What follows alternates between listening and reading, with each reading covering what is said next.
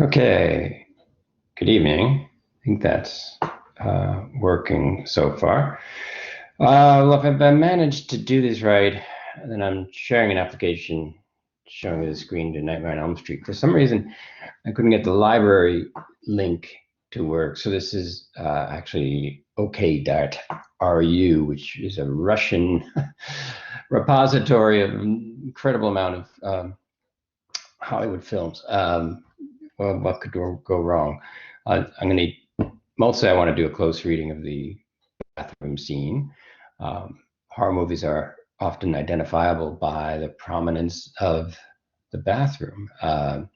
Psycho obviously puts this front and center with the famous shower scene, and I'm pretty sure that is, as I recall, that's the only bathroom scene in Psycho. So, and it's but the bathroom's featured quite extensively, not just because it happens to be the murder takes place, but just the camera seems equally obsessed with the drains, the pipes, the faucet, the toilet, the sink, the flushing of the toilet, the water coming out of the top shower head. I mean, you could, if you were to somehow cut out all of the shots of her body into the attack, you still would have a very careful documentary of a bathroom. We could show it to an alien and say, this is what we have in our house. This is a bathroom. Just pluck out all the murder scenes. And there's a number of reasons why the bathroom is a centerpiece of contemporary horror.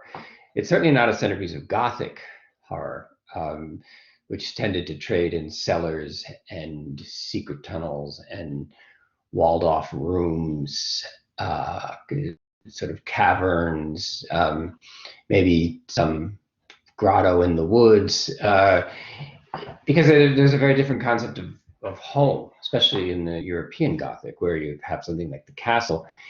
And even in Edgar Allan Poe, The Fall of the House of Usher, there's no bathroom. And of course, in 1850s, when he wrote that, there wasn't indoor plumbing. People still dealt with outhouses and chamber pots that they would empty in the morning. And so there really wasn't this metaphor that was even available for how is a bathroom like modern culture? How is a bathroom like the modern psyche? How is a bathroom like sexuality? And sexuality gendered? How is it like female sexuality? How is it like male sexuality? By the time you get to The Shining, and obviously we're skipping many other movies as when we jump from 1960 to 1980, and then tonight we're jumping to 1984. But The Shining has, I believe, 4 bathrooms. Let's see if I can recount them. The first bathroom is the one where Danny faints and looking into the mirror and talking to Tony. And then there's the bathroom that is part of their small little apartment inside the Overlook. And of course, that will come into play in the famous axe scene where they're hiding in the bathroom and the axe comes through the door. Danny's able to squeeze out the bathroom window. His mother can't. And then the bathroom with Grady, which is sort of a white supremacist bathroom, but it's this stabilization of blood and whiteness, stark red and stark white. And what's sort of eerie about this bathroom is how frozen the red and the white appear to be. Very unlike the elevator scene where the blood will. It's almost as if the blood from the bathroom wall, which is frozen in place by the sheer force of white ideology, is something snaps and it flows off the walls and down the elevator shafts and through the hallway, carrying the furniture with it. So the potential for that flood and that flooding is very important in contemporary horror. You can get flooded with emotion. A room can get flooded with blood, flooded with water. So the very concept of flooding, especially a flood indoors, is such a startling and uncanny encounter. Like even if there's a heavy rainfall in Toronto and your cellar leaks, it's very uncanny to see things like your desk or maybe a pencil or something floating in 5 inches of water on your cellar floor, where formerly you walked on that floor and it felt like a floor and it seemed like a floor, and now nothing doesn't feel like a room. And obviously it takes a lot of work to pump out a room and get it back to shape. And then just ask yourself, well, what do I have to do so this doesn't happen again? And one answer can be, fairly expensive, digging out around the foundation of your house and pouring more cement, and a lot of work. But if you don't do it, it'll flood again next time. And if we think of Jack as a flooding basement, and a lot of you made this point with the super nanny comparisons, Jack's not putting in the work. He's blaming everybody and everything for how much he's getting flooded, and he's getting flooded more and more. Or one could argue it's a steady leak into something is leaking into Jack from from the first scene, and certainly from the scene where he's driving his family, and that leaking, really becomes more of a flow, and finally a full-on flood. So the movement from the frozen blood on Grady's bathroom to the cascade of flooding blood down the corridor of the elevator marks a certain spectrum that, although it's the visual iconography is carried by architecture, the metaphorical implications which are made, because how do you make a nervous breakdown visual? Well, this is one reason that houses are so important in horror movies, because it's the concretization of a state of mind. There's no way to really film. I mean, in a novel, you can put the thoughts in, like, damn that kid, I'm going to kill him, or whatever. And that doesn't really work in the visual realm. I mean, you could do voiceover, but it wouldn't be as effective. So it's way more effective to have the house have a nervous breakdown, basically, to have things fall off the walls and leak, and have stains appear on the ceilings and on the carpets. And it's a great way to offer the harbinger of something that's evil, something that's brewing, something that, if not stopped, will eventually break through. Because at a glance, houses they're meant to look like they're impervious to the elements. That's kind of what a house is. I mean, you're indoors, you can stay warm, you have some insulation, you've got a heating system of some kind, and in the summer, maybe a cooling system.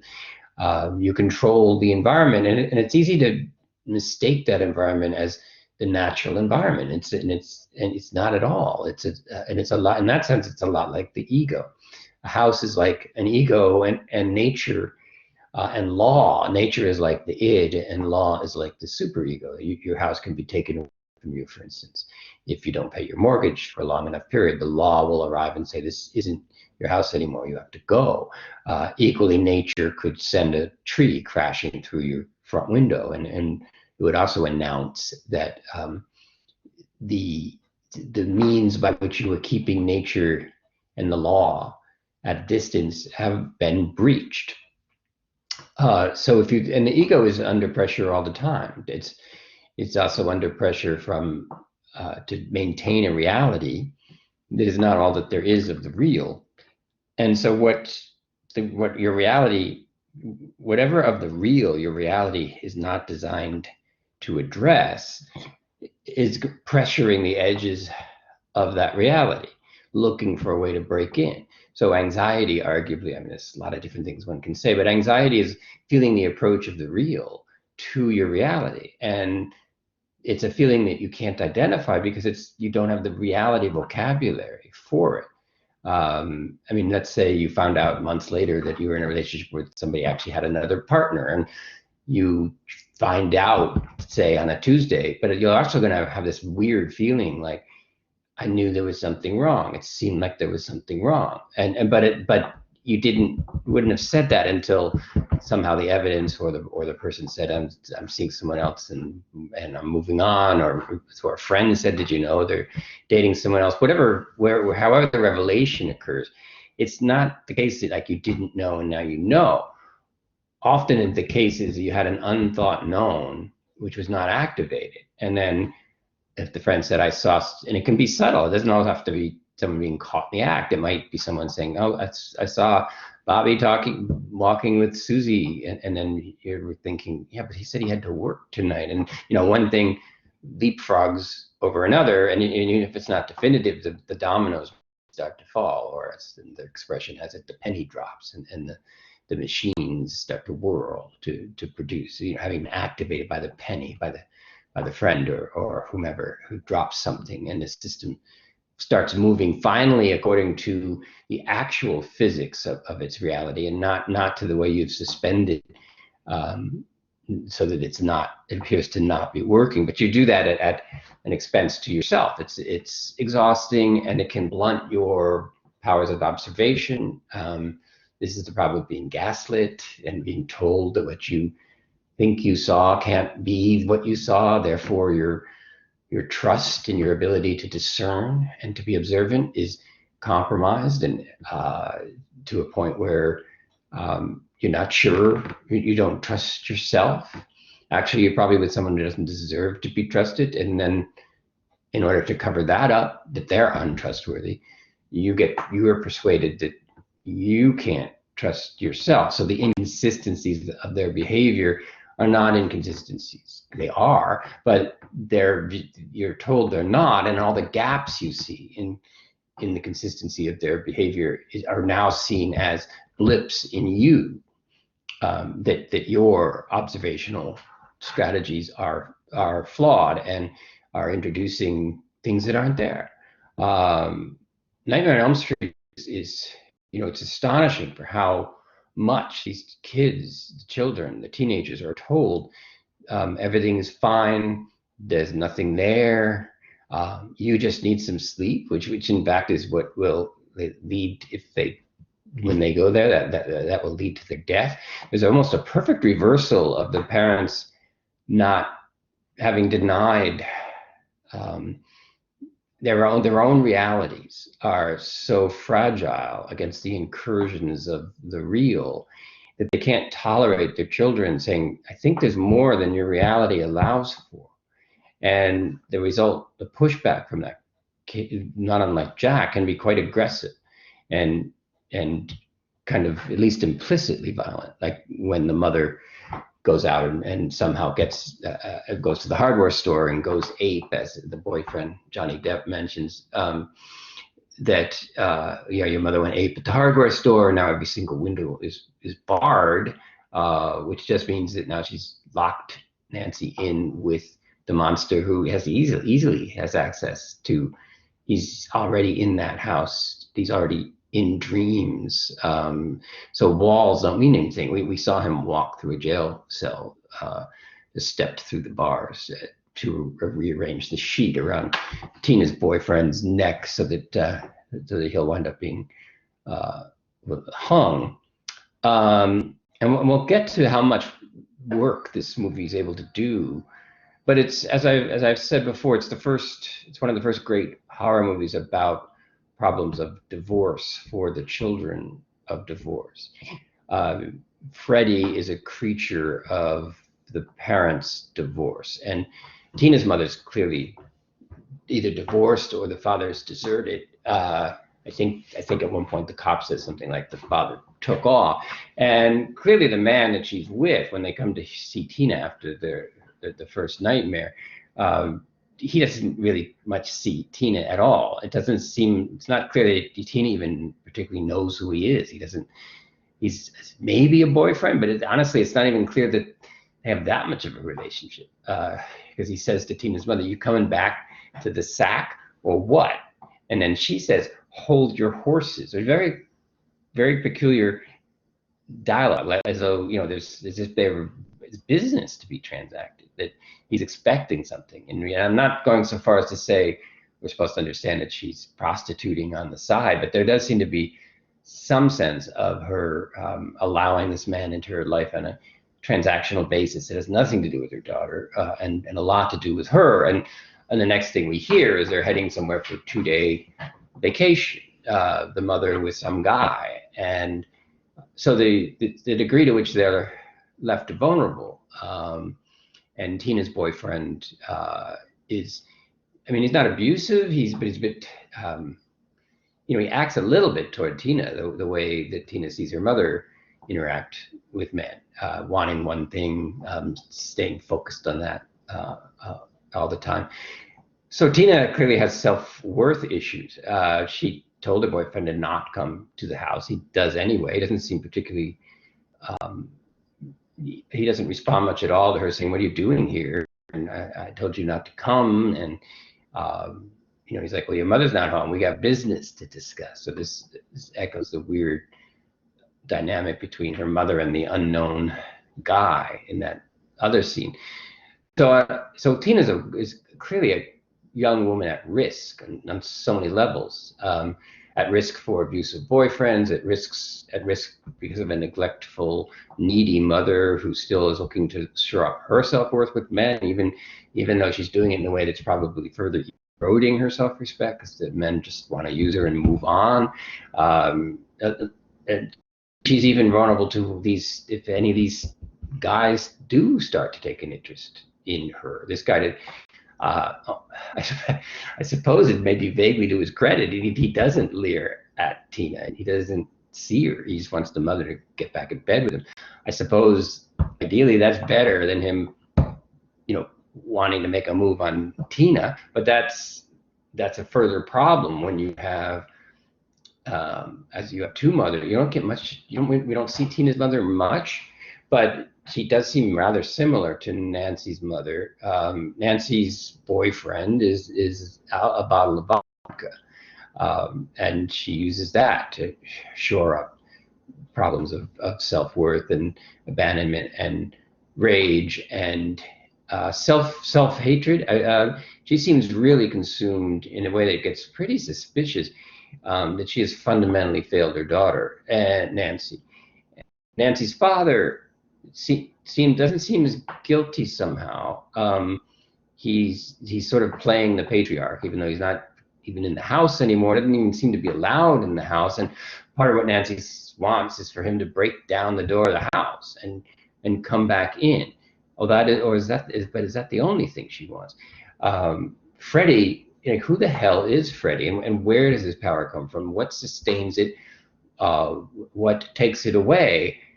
What's the relationship of the mother to Freddie? It's very peculiar, because the father's the policeman. The father is a take charge guy. The father has a gun. The father seems, to be in the phallic position on some level, but he's also not in the house. Doesn't seem to ever know what his daughter's doing or why she's anywhere, and mostly just criticizes the mother in some vague way for not, quote unquote, doing better, even though we don't see him doing any active parenting. And it's surprising, really, that Nancy's told, Nancy's mom's first story is there was this filthy janitor who murdered children, and it's very odd they skip. Like, did he sexually molest children? He did just go right to murder. And this was actually a choice that Wes Craven made in 1984, because in 1983, one of the biggest scandals of sexual molestation that ever had blown up in California in a daycare system, where by the time all the charges had settled down, there was charges of like 364 cases of child molestation. It's still not clear to this day how much happened or didn't happen. It does seem like a certain hysteria set in, and towards the end of the trial, which is the most expensive trial in U.S. history, it was pretty clear that certainly not everything that had been said had taken place, and that kind of obscured whether any of it had taken place. And my best guess is some of it did, but then more and more children were recruited and questioned in a way that maybe not. I don't know how deliberate it might have been, but questioned in such a way that all the children began to recount tales of not just being molested, but of seeing people fly through the air. And it was sort of the dynamic of the Salem witch trials, or even the QAnon, the peddling of children through pizza parlors.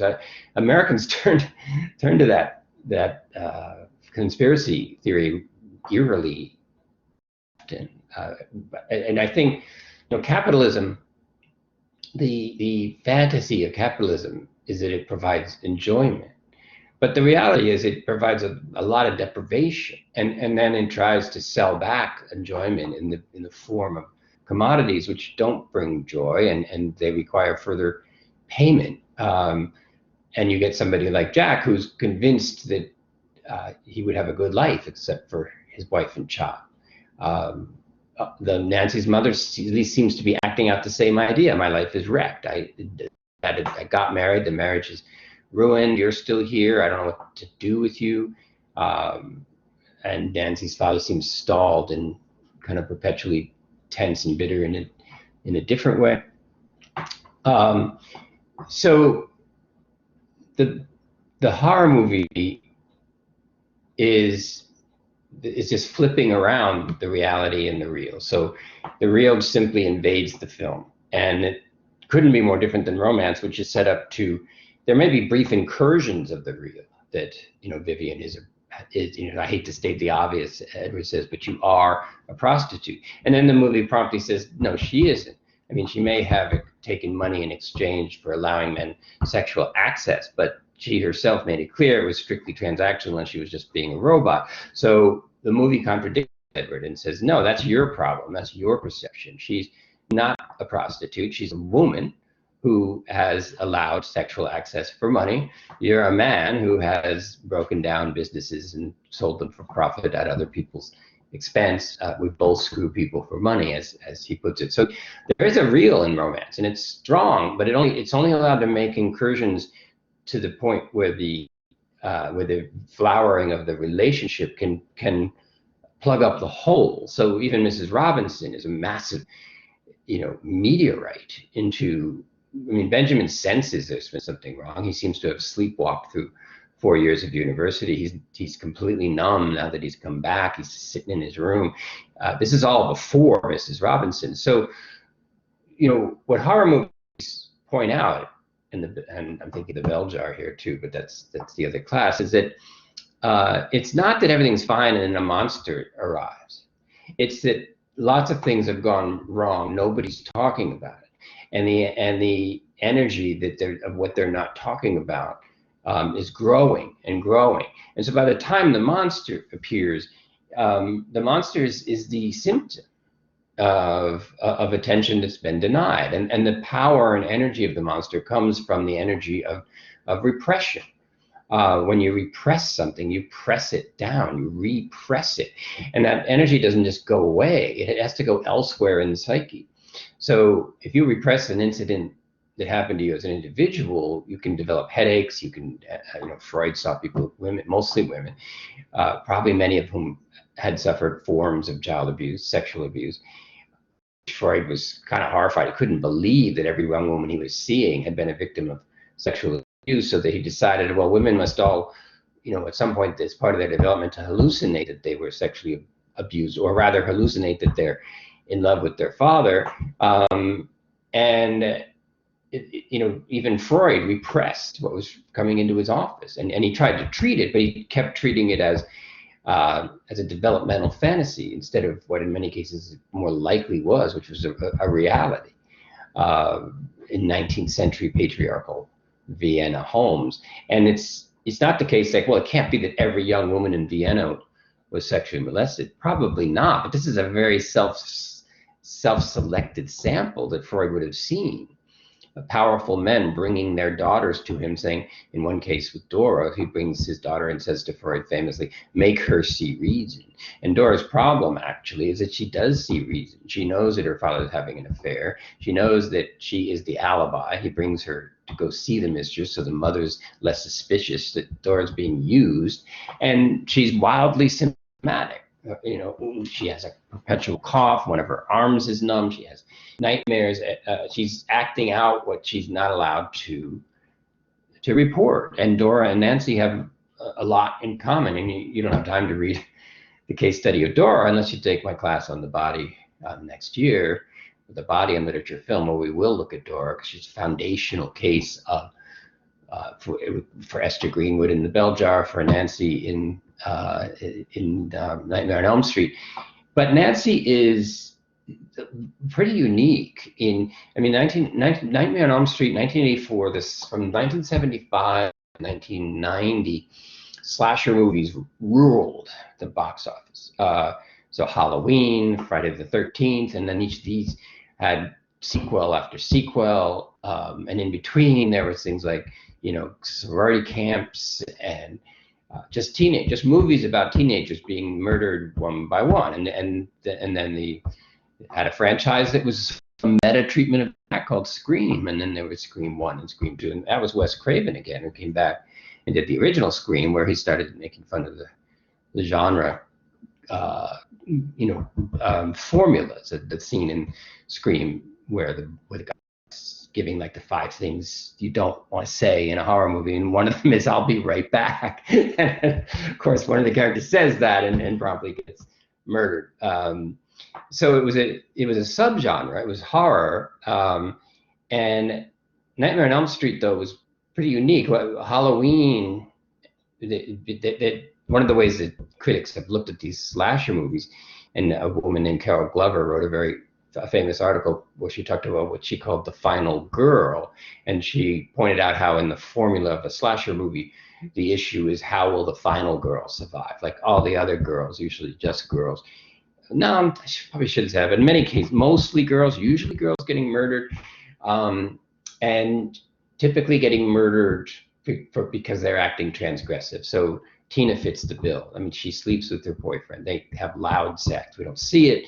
We hear it. She's actually said to be 15. I don't know how they got that past the censors, even in 1984. But anyway, there's a 15-year-old girl having sex with her boyfriend.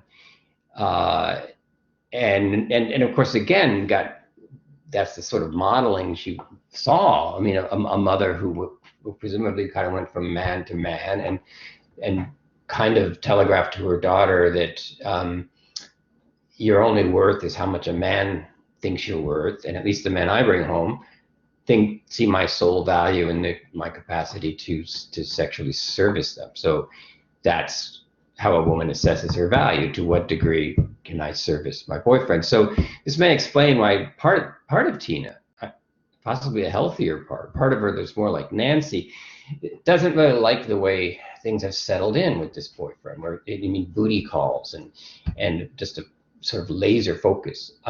Him waking up and saying, "I had an erection with your name on it." She's like, "Well, my name has 4 letters. How would it fit on your tiny," whatever she says. And they have this, but that's how he greets her in the morning in front of the other friends. And so in keeping with the slasher film formula, she's marked for murder. Now, for death, at least. And usually in the slasher films, it's the sociopathic killer has been sexually perverted in some way. It's a vague ripoff of Psycho, where every time when he feels sexuality stirring in him, it turns him homicidal. So in a slasher film, if a woman is in a hot tub, it allows the movie to show a lot of soft porn and then show it from the point of view of the serial killer. So, but they're not as clever as Hitchcock. They don't typically implicate us into being like, am I a serial killer, or am I a voyeur too? So you tend to get all these shots of nubile young women in hot tubs and showers, and Scream makes fun of that pretty effectively by showing a beautifully figured young woman running across a lawn where the automatic sprinklers keep going on to make her dress wet, and so it progressively shows her gratuitously, like making fun of how gratuitous the nudity is. So the way it's you have to have a plot moment where the young women have to take off their clothes, locker rooms, wherever it might occur. Kind of missing Hitchcock's point, which is that the nudity in some ways has more impact on the viewer when you cut away, because you leave the viewer with a black screen where their imagination of what they were just about to see becomes the only thing that's projected. So going back to the bathrooms are scenes of repression, depression, and expression. What's unique about the bathroom is it's a scene of contained rupture.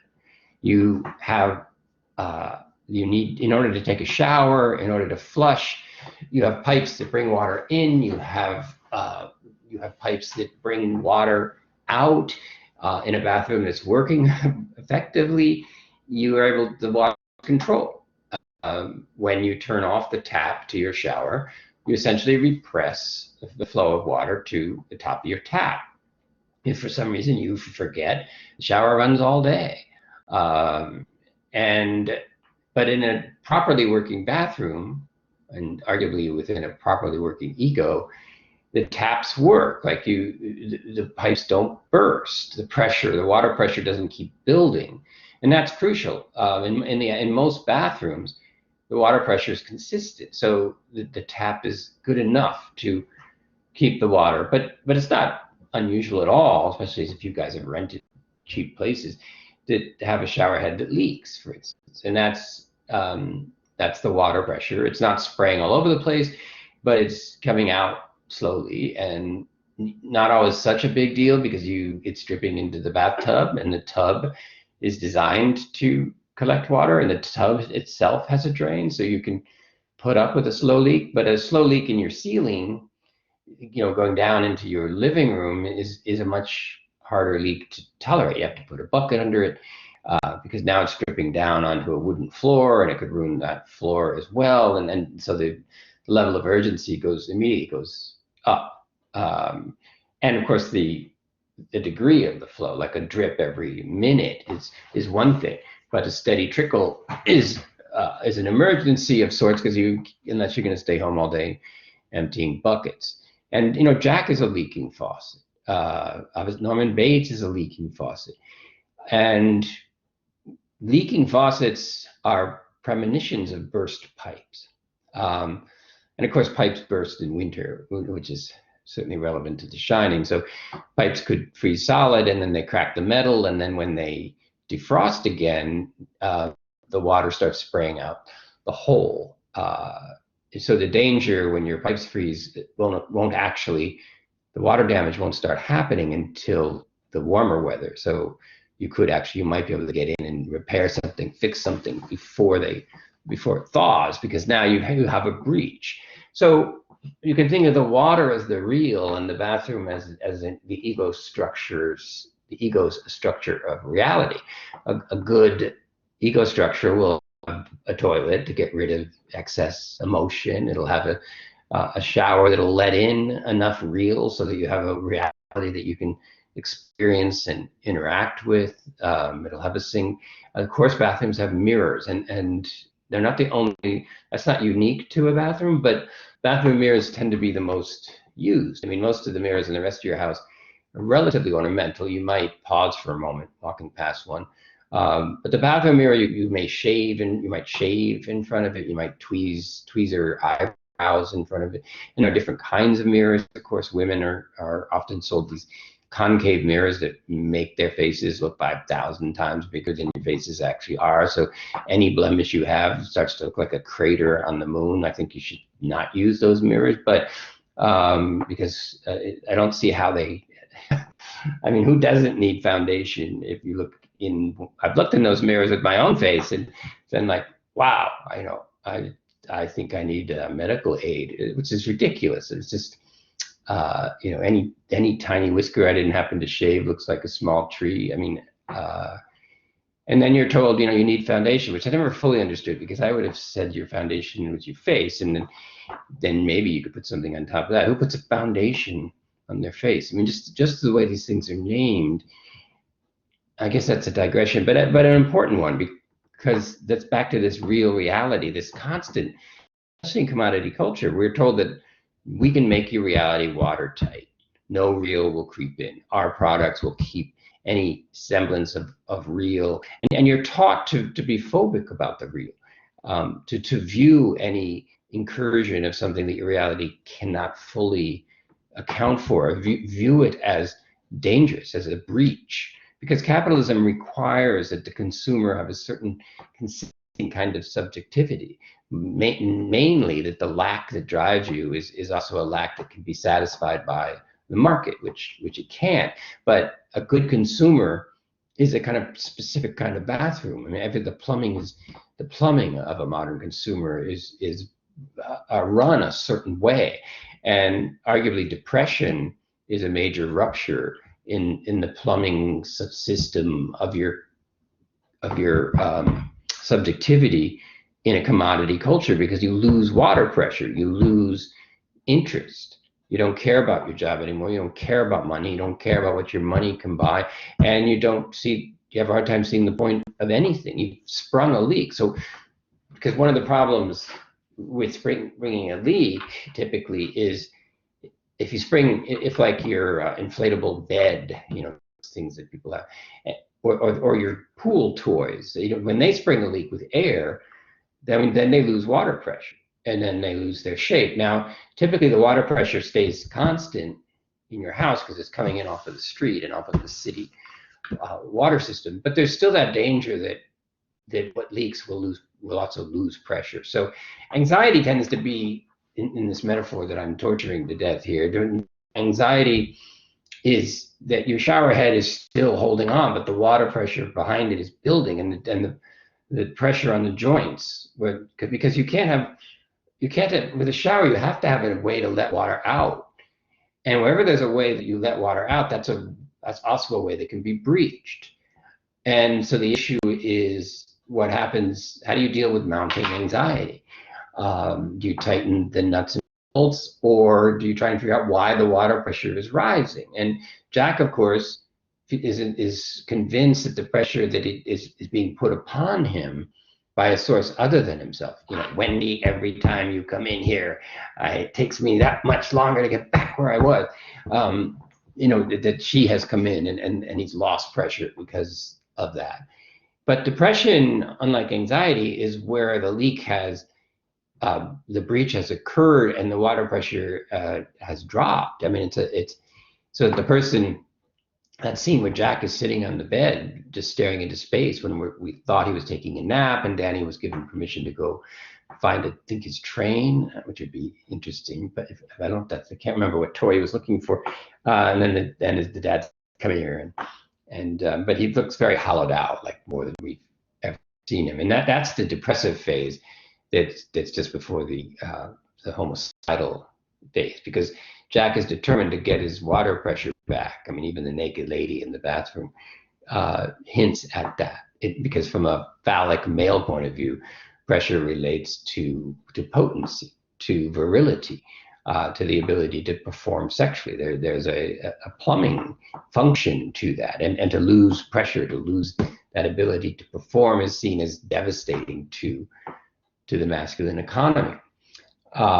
It's a specific pipe, so to speak, and it's supposed to operate in a certain way. And if it doesn't, there's something wrong with your entire plumbing system from a psychological point of view. So that's why bathrooms are everywhere now. In Nightmare on Elm Street, what is the pressure that the house is supposedly keeping out? And it has to be said that Freddy Krueger seems like a doppelganger of Nancy's father, and the relationship, like the father has virtually no relationship with Freddy Krueger. They're not in the same room until almost the last scene, and for reasons that aren't entirely clear, Nancy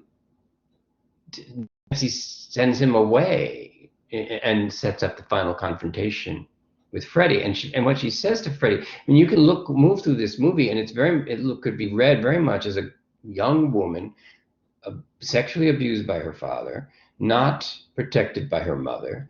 The mother found out that the father was abusing Nancy and had the strength to throw him out and divorce him, but not the strength to deal with her own guilt that she didn't know and hadn't stopped it sooner. And so she takes to drinking to suppress the guilt. And she's convinced herself that since Nancy doesn't seem to remember or to act, in any specific way about knowing what her father did, then there's no need to, quote unquote, tell her. But then the whole drama between them is one where the mother slowly realizes that on some level Nancy knows, but it's not a level she can access. So the mother's nightmare, which is your father abused you and I divorced him and threw him out, but I feel guilty that it happened and that I didn't do it sooner. I didn't tell you because I didn't think you knew and I didn't think you needed to know. I think she specifically says that. And she also says, you know, Freddie can't be after you, sweetie. Mommy killed him. Not that the group killed him, but mommy killed him. And Nancy's like, well, he, you know, he can't be dead because he's not me now. And what's after Nancy, I think, and this is an issue with sexual abuse, in fact, is that you can go, when a child is sexually abused, they can go through a latency phase where they didn't understand it in the first place. So it's surrounded by an environment that never alludes to it and offers no articulation of it. It's easy for the child to think of it, if at all, as a dream / nightmare, as something like a Freddy Krueger that came in the room. And many children, they dissociate, so they can't believe it's their father doing this, and they decide in their own mind that it's either there's something that turns their father into a monster, or their father has a Jekyll Hyde problem. This was a big part of Twin Peaks, the David Lynch TV series and movie Fire Walk with Me. Was it Bob, or was it her dad? And the moment of terror in Lynch, at least, is when she can't pretend that it's not her father anymore. So that doesn't quite happen that way in Nightmare on Elm Street. Something pretty complicated happens, though, and that is that, you know, if this movie had ended before that kind of shocking epilogue, then you'd have a pretty strenuous attempt of the horror genre to resolve the problem of sexual abuse when was a child, that she confronted her father, because what she says to Freddie is, it's too late, I know too much, I know who you are now, you know. And then finally, you're shit, and the father has, the actual quote unquote actual father has left, but Nancy's coming very close to saying to Freddie, I know you're my father, I know you're the part of my father that's abusive, and I know that now, and so I take back all the power that I gave you, that I created you to protect myself from the unbearable knowledge of what my father was doing, and I'm grown up now.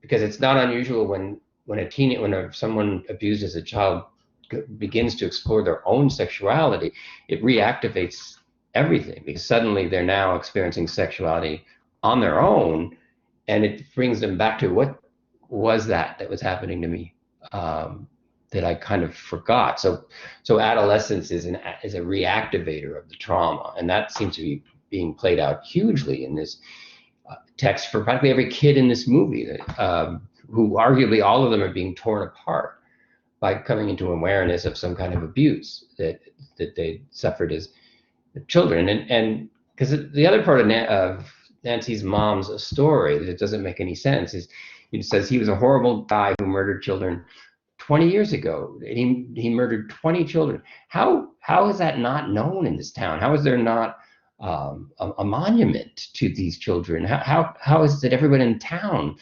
doesn't know everything about Freddy Krueger? You can't. How can you murder 20 children just 20 years ago, and then have a collective amnesia in the town? It literally doesn't make sense. Also, how old would that have made Nancy's mother when this happened, and who were these children? Because she kind of acts like the parents got together, but that was 20 years ago. So she wasn't even a parent then. What parents is she talking about? So the logic doesn't make a lot of sense. And then she insists on taking her daughter down into the cellar, into the first cellar, not the second cellar, which winds up being connected. It's both at the school and it's somehow connected to Nancy's house. And of course, that second cellar is steam pipes that are leaking and steaming and open flame, and it's a nightmare of a bathroom. I mean, it's not technically a bathroom, but it's the the normally buried workings of the house or the building or the factory that are not only exposed, and there's no attempt to put up wallboard or put down a rug or anything that would give you the illusion of a house, much like I was talking about elevators earlier in my Shining lecture. Houses are fundamentally deceptive. You sit in a nice house and you have wallboard, you have tile, you have wooden floors, you have paint, you're not sitting in the bare shell of the house. There's a couch and it has upholstery and the TV is on, and all this is layering you up. I'm not saying we should all go live in the woods. I'm just pointing out the reality of how the connection between the modern ego, which is so heavily buffered against any incursions of the real, and the modern house, which is so heavily buffered from incursions of the real. I mean, that Nightmare in Texas, that's like a good title for a movie. The infrastructure was not set up to deal with the storm that they got, and suddenly water was frozen, electricity lines were down, heating wasn't coming through, people were freezing to death, all in a matter of a couple of days, and then it warmed up again 3 days after that. So it was kind of like a panic attack.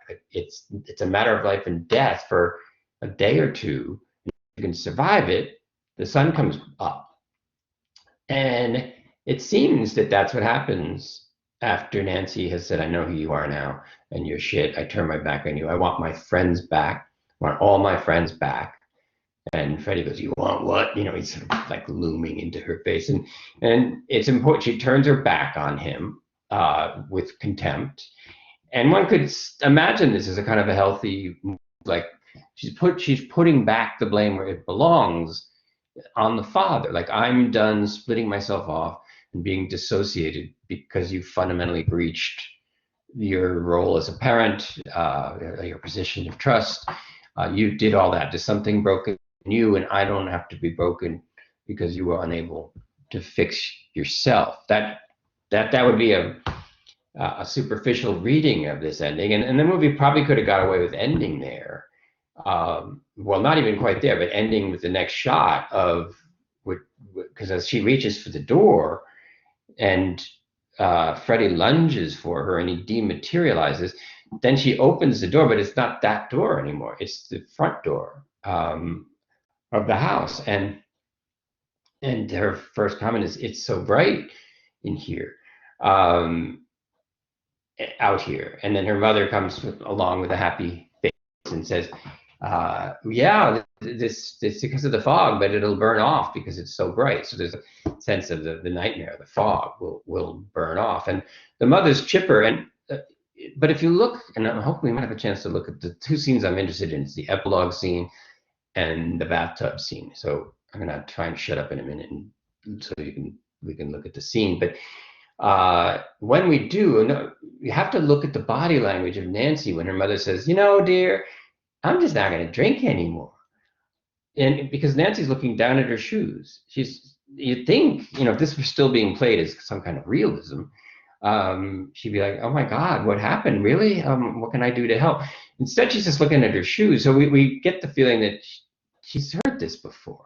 And it may have been the mother's alcoholism that compromised her ability to protect Nancy. And so it's really sad. Like, I can't believe you're going on like this. And the mother's way too chipper about it. It said nothing about, I'm going to go to Alcoholics Anonymous meetings. And it's like, I don't know. I just don't feel like it anymore. And you just get this, fantasy's not going to keep the real out.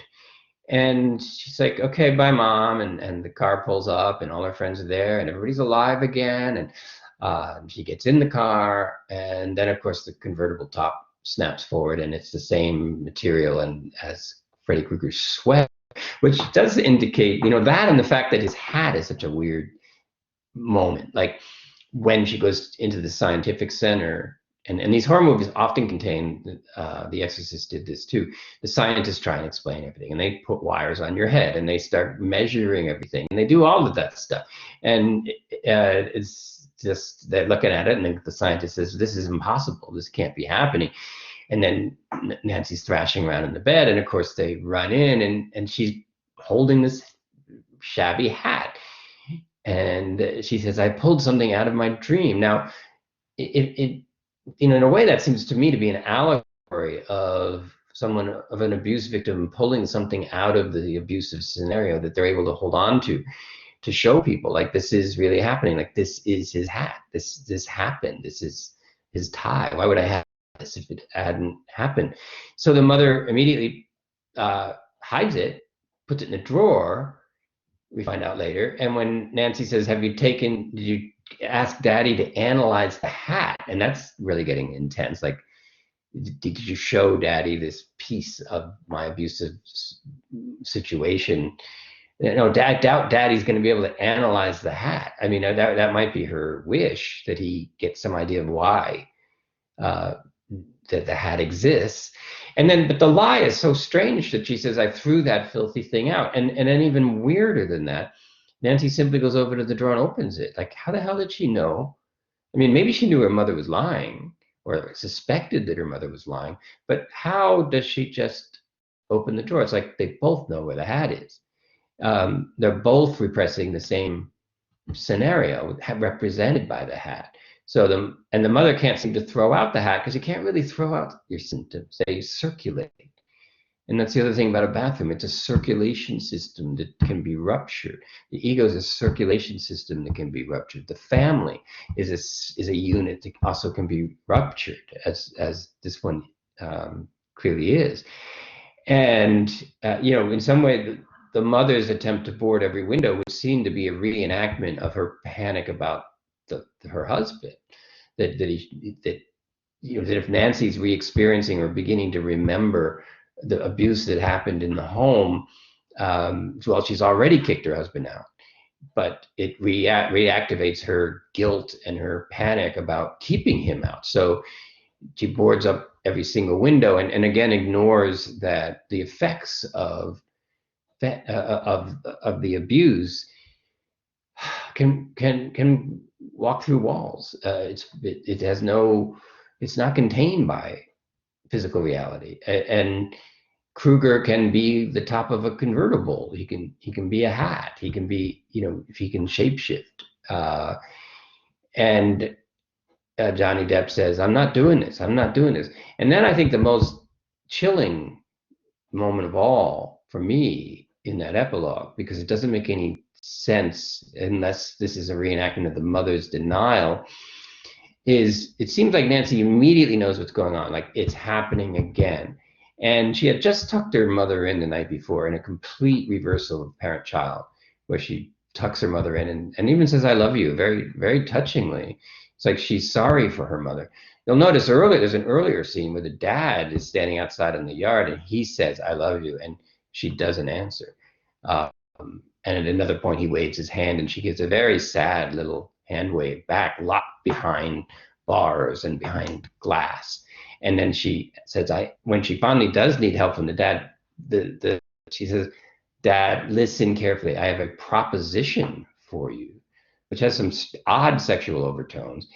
And she's like, I'm going to do something. I'm going to bring him out, and then I want you to break down the door. And I think she is still trying to fix her father. Like, I'm going to pull out that guy that I have, that I know of, as a stand-in for you. And this time you're going to break down the door, and you're going to rescue me from him / yourself.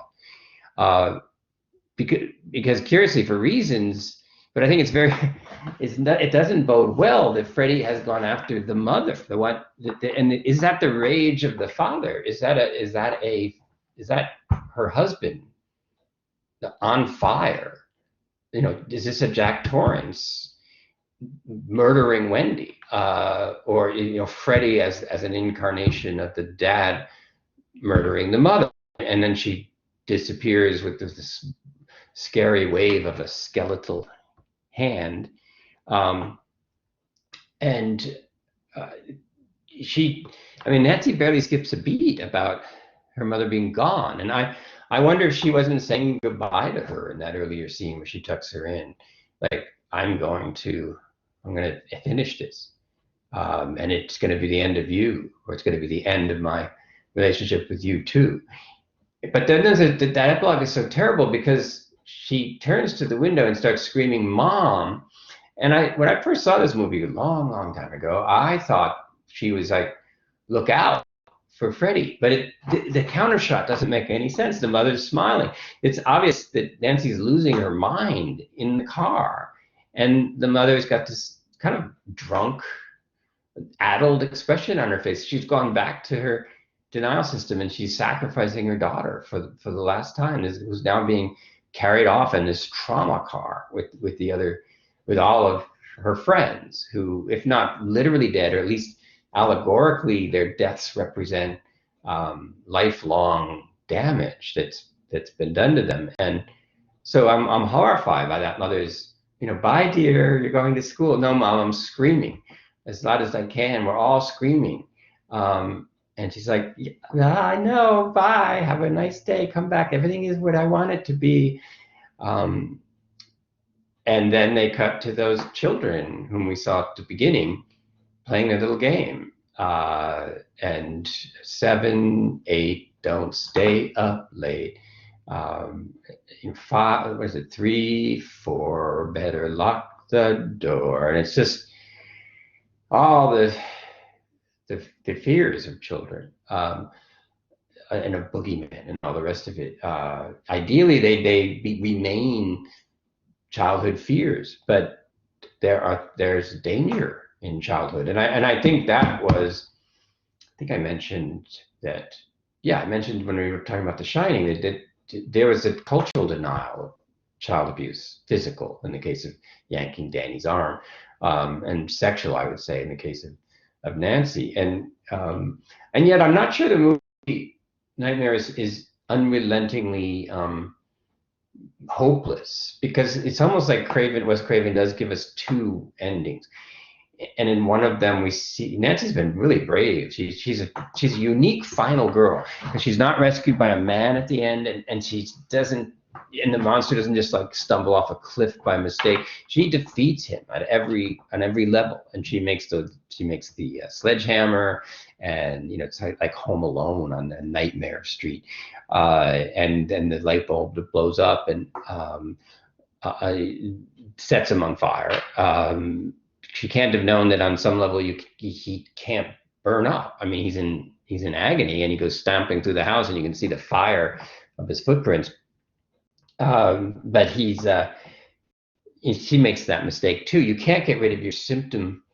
Well, you can get rid of your symptom by taking drugs that mask the feeling, but you haven't gotten rid of the symptom. You haven't burned up the symptom. It's going to come back when either the drugs wear off or you don't increase the dose, whether that drug is vodka or prescription OxyContin, heroin, and gambling, whatever addictions we do, because the one thing all addictions have in common is their attempt to mask pain that they in a manner that doesn't address the pain, and that's what makes them seductive, because we want the pain to stop, but we don't want to face what it means, and that's where addiction that's the wedge, the thin edge of the wedge for addiction. I'll take away the pain. You don't have to wonder what it is. You don't have to confront the people who may have helped set it up, but you'll have to keep taking me, and I'll have to become the center of your life, and only I will be able to protect you from this feeling, and you'll have even less control than before you started the addictive process, because you'll get so panicked at the return of the symptoms. So I'm going to show you the bathtub scene, somewhat mindful of time, and it's fundamentally different than the shower scene in Psycho, but it's also, how can one not think about it in parallel? But the difference is it's all about a mother-daughter relationship. And Psycho, Nightmare is almost like if we could have had a movie about Norman Bates 5 years or whatever, I don't know how many years we'd have to go back before he had dissociated. That's kind of where Nancy's could be a Norman Bates in training, although I don't ultimately think she is. But what this bathtub scene, to me, this is very much a movie about a mother-daughter relationship in the context of a sexually abusive father.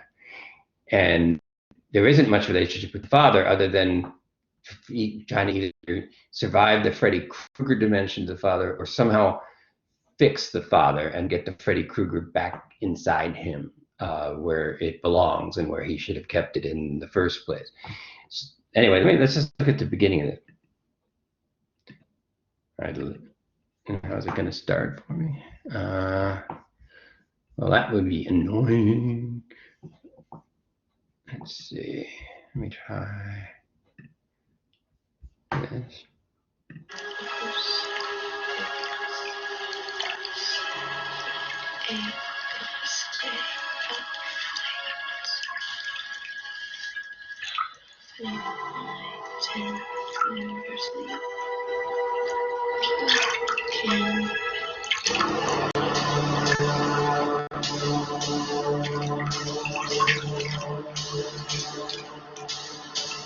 So the way this is set up, she's singing the nursery rhyme, and I had a little wrong. 7 ain't gonna stay up late. 9, 10, and never sleep again. And since so much abuse takes place late at night when a child's already gone to bed and is already asleep, and then would be so the fear of falling asleep, because the fear that you'll then wake up with the nightmare version of the abuser. And it's not hard to see how you might imagine that your abuser gets access to you in your dreams, because it seems like a dream. You go to bed, you're asleep, and then you're awake, and it's the other one. It's the monster version, and it's you feel like you've gone through a portal. In fact, you've awakened. You're not asleep anymore, but you're in this nightmare inversion reality of everything that the family unit refuses to allow. So it's easier to think that you haven't woke up. You being asleep has given the monster access to you.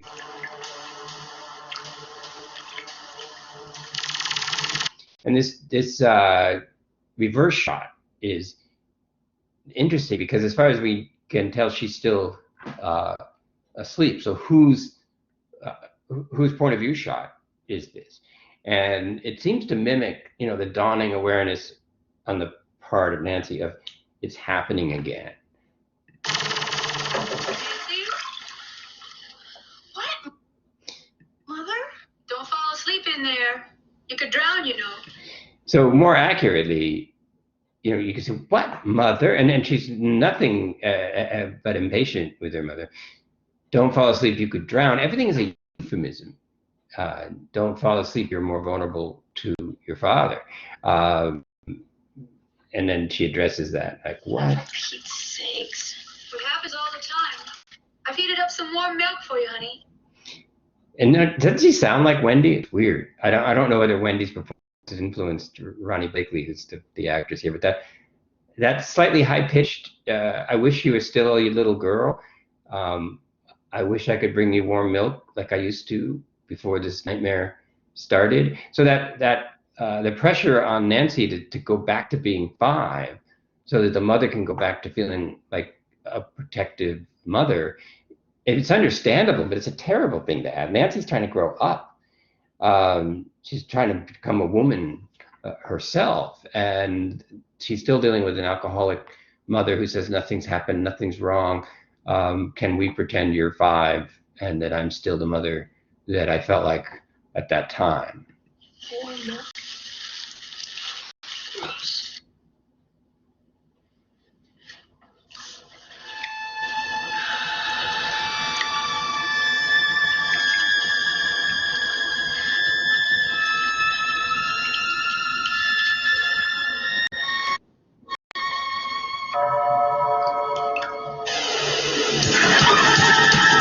So a different occurrence, the knived glove does not come out of the water this time. Instead, the bottom of the tub disappears, and it turns out there's an ocean underneath. Now, this is spatially impossible, obviously, but that's one thing horror movies do really well, and Kubrick does it a lot. There are many rooms in this overlook that don't make sense. The office where Jack gets interviewed can't have a window because it's an internal room when we see it the next time. So what the hell was that window looking out, somehow looking outside? That room doesn't have a wall that's an outside wall. This bathtub can't possibly have no bottom, and even if it did have no bottom, that can't be set above a reservoir of ocean or pool like this. It's a great cut to an overhead shot where you can see that in a normal household, and in a household in a family that's functioning, the tub would have a bottom. But this is the way the house, the amount of danger that Nancy's in is bottomless. So the house finds a way to be bottomless, to do something no house can do. But this is what Nancy's experience is like, and this is the way Craven can find a visual equivalent of what does it feel like as a child to be. I mean, the mom says, "Be careful, don't drown." The mom's not protecting her from what she actually needs protection from. But just like the associative way that dreams work is having the mom say, "Don't drown," it's almost like that gave Freddie an idea of, why don't I drown her? Anything to control her, to force her to let me have access to her.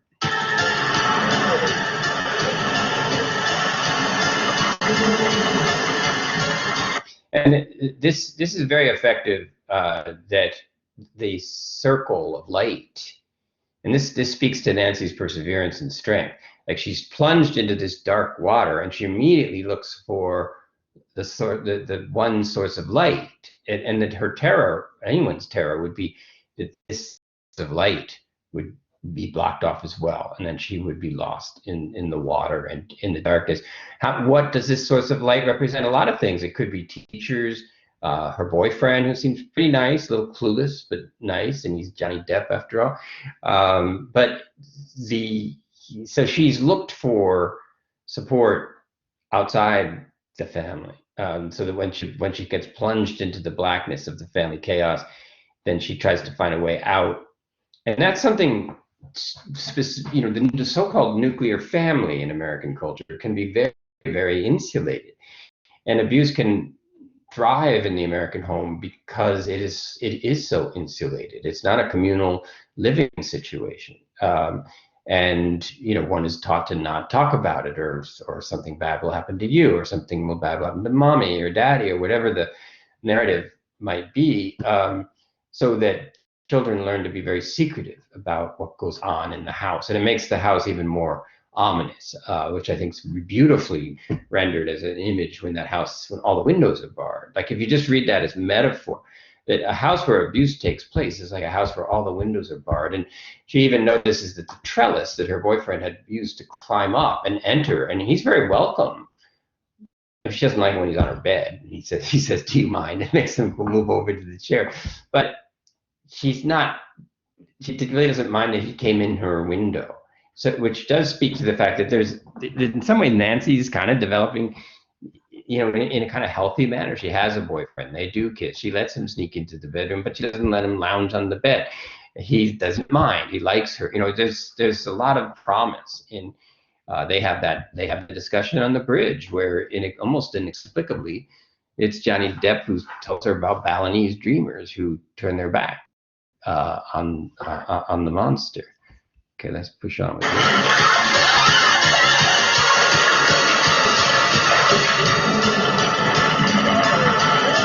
So you see where she's pulled away from the light. We just saw her hands coming up out of the water, and then we cut to this undershot where she's pulled down again.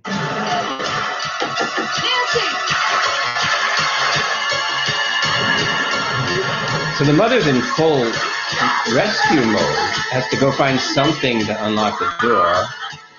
And the crying for the mother is so wrenching, because it's easy to miss her everyday teenage attitude toward her mom is kind of, snarky, to say the least, and probably not without reason. But it looks like she doesn't need her mother at all, except in these moments of crisis where she too is saying, "Please help me, mom, mom, mom. You're the only one. You have to help me." And the mother is very willing to help her out of the tub, but didn't perhaps unlock this door, as we see here, back when it was so important that she do so. Didn't let herself be acquainted with what could happen behind closed doors. And once again, Nancy's essentially rescued herself. And the parents keep coming in too late. They're always coming in too late after the teenager has either been slaughtered or has found a way. So these kids are on their own.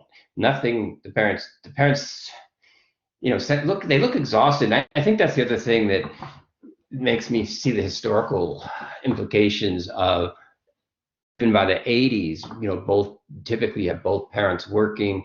You have sort of latchkey children sometimes who are coming home every day to either to empty houses or they're just on their own to experiment with drugs and sexuality, however it manifests itself. They have to figure it out. They can't tell their parents anything that's going on. All they ever get from the parents is a long list of what they shouldn't be doing, but with no real context for, well, what do I do about it? My boyfriend wants this and somebody else wants me to do that, and I'm confused. And if I don't do this, my girlfriends will make fun of me, or my boyfriends, or my friend, the boys who have their peers, and peer pressure is a very real thing. And if the family is already dysfunctional, the teenager is going to be seeking ways to experiment their way out of it, and that all the choices aren't going to be healthy ones. They are going to involve drugs and sex before one's ready to handle it, and possibly pregnancy, possibly abortion. All of these pressures that will occur when the teenager acts out outside the home because they can't discuss what's going on inside the home. Now, notice the very first thing the mother that Nancy says, having just been nearly killed and having a pretty good idea why. I'm okay. Notice how much the child takes care of the parent. I also notice the way that Craven has shot this is that the girl's profile is not in the mirror. So in the foreground, this appears to be a mother rushing to embrace her beloved child. But the uncanny of this, the flip side, is that Nancy's alone. That the mother is a ghost, is an image in the mirror, is a longed for protector that can do no more for her than a reflection. Are you okay? See how that continues to be shot that way? Okay. But I heard you screaming. There's only that woman in the mirror. I just was getting out of the tub, Mom. I told you, hundreds of people a year get killed like that, honey. I know, but I'm okay, Mother. I'm sorry for scaring you. It's okay. I'll turn down your bed, okay? All right, I'll get my pajamas on. So notice how that at this point, Nancy's willingness to calm her mother down, she kind of role plays being a little girl. I think more for her mother's sake. And because at this point, she needs to get her mother out of the scene so she can take charge. She has to be the one who's all grown up. So the mother's like, I'll turn down your bed, which you would do for a little girl. And she says, okay, I'll put my pajamas on, which would no doubt what she said as a little girl. So at this point, she's appeasing and placating her mother, lulling her mother into a false sense of security because she's given up on her as a source of legitimate help. She's gonna get drunk. She's gonna pass out. She's not gonna be there when she needs her. She's gonna keep insisting that she knows what's best. At one point after the hat situation, she says to her, Nancy, for once, would you trust your mother, please? You need to sleep. She can't trust her mother. Trusting her mother is a death sentence. However much the mother still seems to think that she knows what the daughter needs.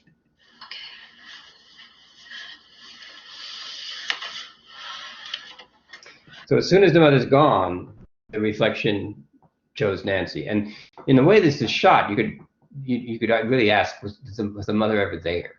And it must have felt like that for Nancy growing up. The mother was there, but she was never there in the sense of where she needed her to be, when she needed her to be there.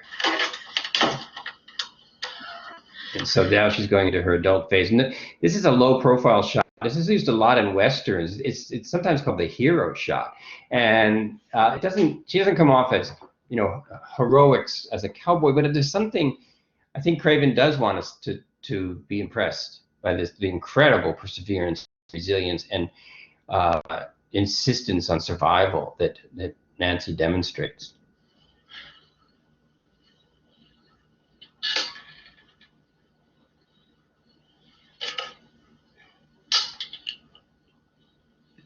So this is hardly, all things being equal, this would not be a healthy choice. Stay awake, fast, pills. But Nancy's calculating. She's doing to making all the right choices in an impossible situation. And you know, one thing about trauma is that the strategies you use to survive the traumatic situation will later be dysfunction later, but at the time they were what let you survive.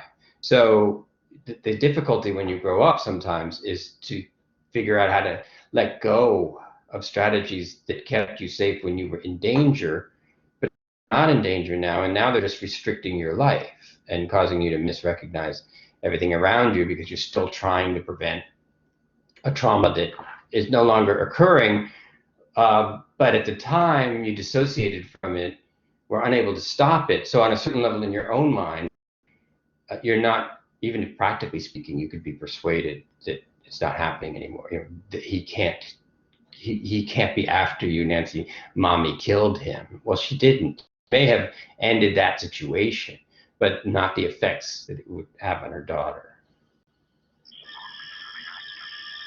All right, so in the interest of time, I'm going to try and go to the epilogue and just show you that last little bit. Let's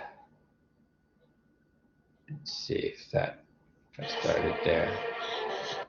Yeah, so the mother's gone, it has sunk into the bed, and now the sheet is clean as if she were never there. The lack, you know, here's this policeman, dad, who's been the paragon of rationality. He has nothing, he doesn't say anything. You know, how could you see that? Now, we can't be surprised that Nancy is looking at it. She spent this whole movie understanding what Freddie is and what he can do. As far as we know, the dad has never seen any evidence of anything that Nancy's ever claimed. Now he's seeing incontrovertible evidence, and his face shows it, and he won't respond to it. Now do you believe me? They've got the fires out downstairs. Everything okay?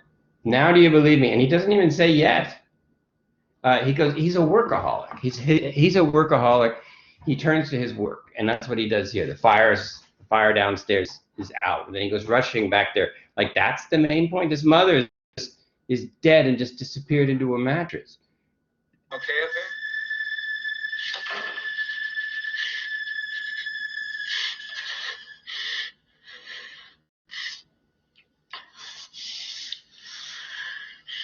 I'm okay. No, that's exactly what she said to her mom. I'm okay. And now he's again the child that needs to be reassured by her play acting that she'll take care of everything.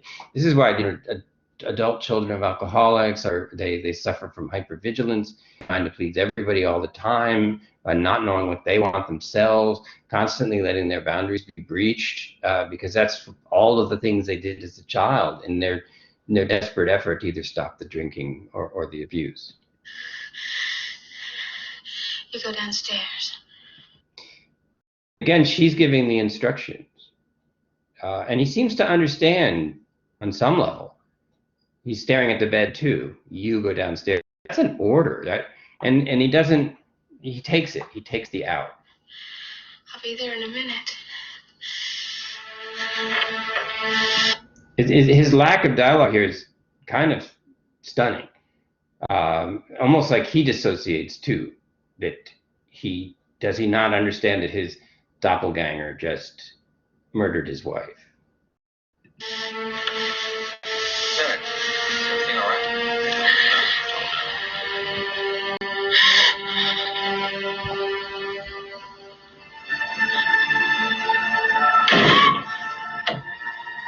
So that would be a trigger, obviously, to have a door slam and the sound of a lock turning. And there's a lot about doors and locks. We saw Mom trying to unlock the door. We saw Nancy locking it again before she opened the medicine cabinet. But these doors, the lockings and the unlockings of the door are just symptoms of the access that is being given to places that one should not be allowed to access.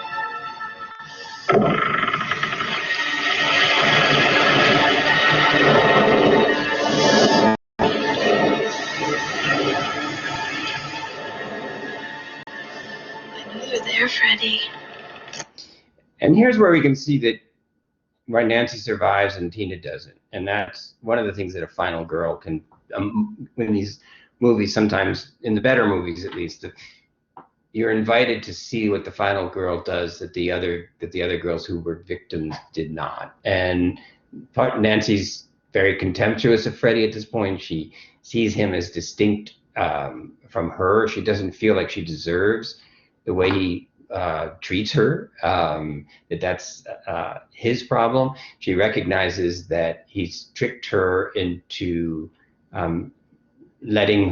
she's let him make her feel that he's all powerful and that he's cannot be escaped. Because as he says, I think in just this moment, did you think you were going to get away from me? And that's the terror of domestic abuse, is how do you get away? You can't just run down the street when you're 12 or whatever. You got to go back home. I mean, you might run down the street, but where are you going to sleep? Where are you going to get your next meal? You think you was going to get away from me? I know you too well now, Freddie. I'm sorry. So Freddie's just repeating old threats, and you can even see that he's starting to be just a little bit confused. Why aren't his old threats that have all worked in the past, like don't tell, or I'll kill you, I'll kill your mother, I'll kill myself, the kinds of threats that might impose silence on the victim? It's too late, Krueger. I know the secret now. This is just a dream. You're not alive. This whole thing is just a dream. I want my mother and Fred again. What? I take back every bit of energy I gave you. You're nothing. You're shit.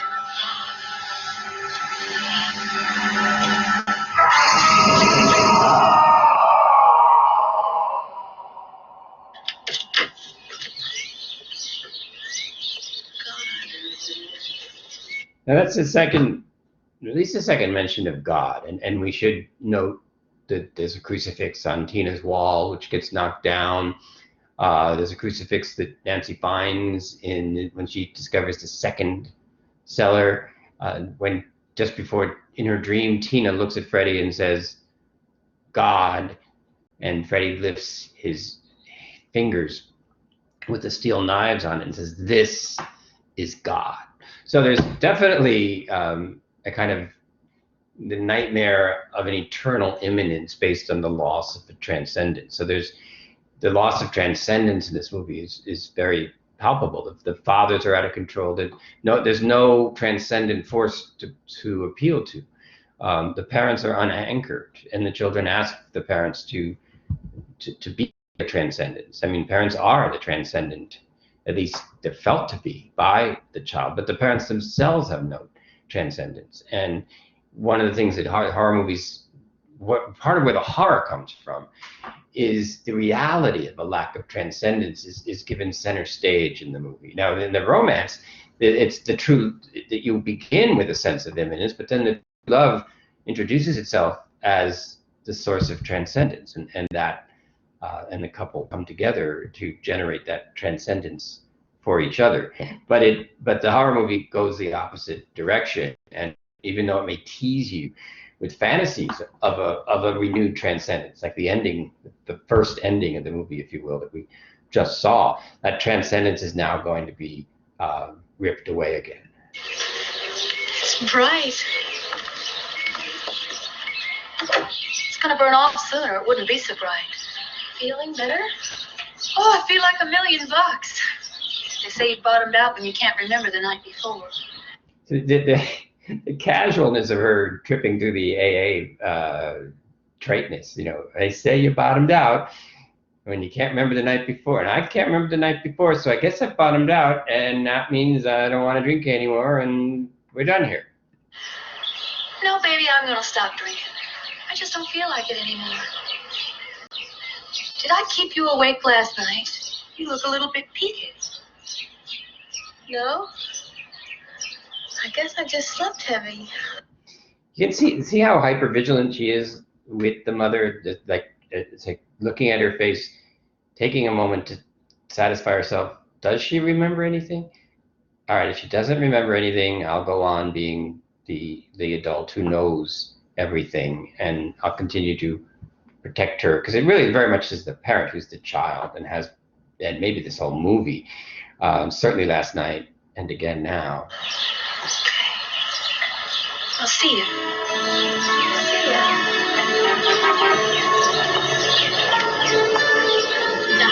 Everybody. Leave this fog. Oh, I believe anything is possible. Bye. Let me good, girl. I noticed laughing at first, and this is a great disconnect between their subjective state and the effect this would have on the audience. We're not going to fail to see the striped pattern of Freddie's filthy sweater. So they're still having one last minute of innocent fun. But we as viewers already know something is wrong. What's going on? Hey, I'm not doing this. I'm not doing this. What's going on with the window? Now notice how he says, "I'm not doing it," and then he turns, and one explanation would be that she seems to be, none of them are looking at the window. They're all looking at the mother, especially this guy. His eye line is not to the window at all. This is the final betrayal of the mother. Oh.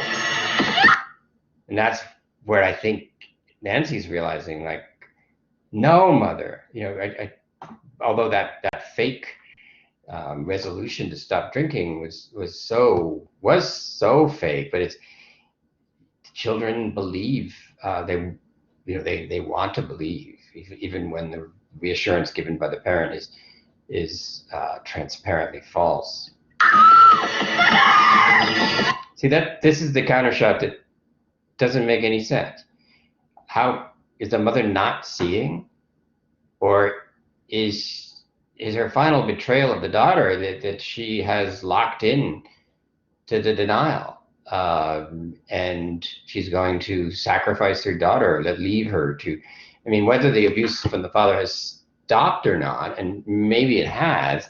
And then you do hear this story many times, that after a child has left the house, 10 years later, will come back and say to the mother, what do you know what was going on? And even 10 years later, the mother will, and even other siblings sometimes, like, it wasn't like that. It couldn't have been like that. And the adult child of the abuse often has to go through the very difficult process of confirming their own reality without the help of people who were there, people who refused to be a witness, because to be a witness is to be implicated in what you did as a result of what you saw. And if the answer is nothing, and that's too much to bear, then you sacrifice the victim over and over again, until the victim says, you know what, I'm going to own my own reality apart. I'm not going to go to you anymore to help me verify it. I'm going to piece it together with others, therapists, possibly good friends. I'll put it together for myself, which is what Nancy's had to do all along.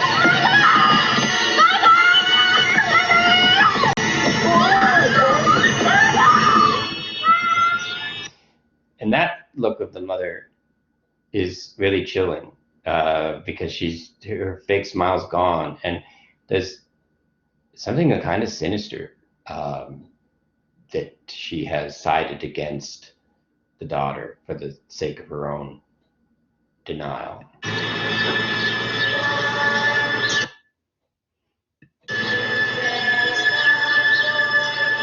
And it's hard to read this scene, except the only thing I can suggest, and I can't make it definitive, is that they seem dressed in older clothing, and the eye line of this last shot, and they're rather dreamy, like they could possibly not be there. And I've wondered sometimes if this isn't the mother as a young girl, and we're getting kind of purely visual echo of a very sad and chilling, that that the little girl inside this mother, who's also still jumping on this lawn, was never able to grow up, and that failure is registered in the mother. And this is the scene she turns to, that her eyes turn to as she watches her daughter being carried away by the trauma of that Freddie represents.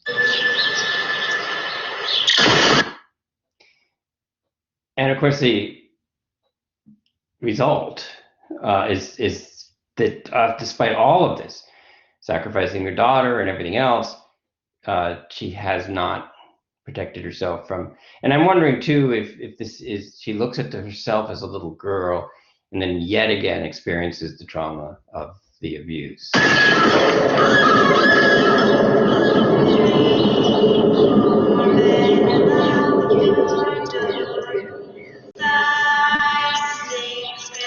And the window of that door, that little glass window, has been broken numerous times in the movie in different scenes, and it's a maternal symbol. I mean, we talk about phallic symbols as being, things that stick straight in the air, but clearly this canal shot of that door is very much the door as female anatomy, female and not male, and that may be a kind of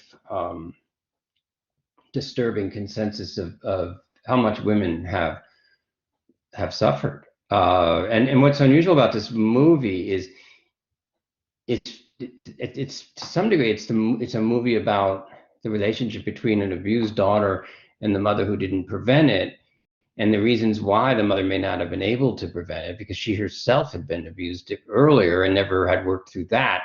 And whereas many of these movies try and look at, and even The Shining, kind of seem more interested in, how does Jack Torrance get to the point where he can go after his child like that. And in any event, Wendy shows, more than this mom, an ability at the very end to say, "Run, Danny, run," when she's stuck in the window and sees that she's likely will not get out. So in one hand, it looks like the same scene. You have a child being carried away from the mother, Danny running away versus this car, and yet they're the opposite. In one case, you're seeing an allegory of a daughter being carried away by trauma, and in the other, you're seeing a mother desperately trying to give her son agency. Run away, run away, run away! Don't wait for me. Don't run away and don't stop. All right, I don't even know how long this lecture was. I hope it wasn't crazy long. I hope that these clips show up. I hope they don't block it. Maybe they won't, because this thing is from Russia and they stole it already. So how many times can they block it? I don't even understand all this censoring. But if they do block it on Quirkus, I'll put it on Facebook. I think my Shining lecture is still on Facebook. And it will be on Quirkus itself under BB Collaborate, upper left-hand corner. Look at the hamburger menu, click on it, click recordings. All the recordings, including our open classrooms, will be on there. And speaking of open classrooms, I will be here to talk about Nightmare and, well, whatever else that leads to this coming Monday at 7:30. So stay safe and stay warm, and I'll see you then.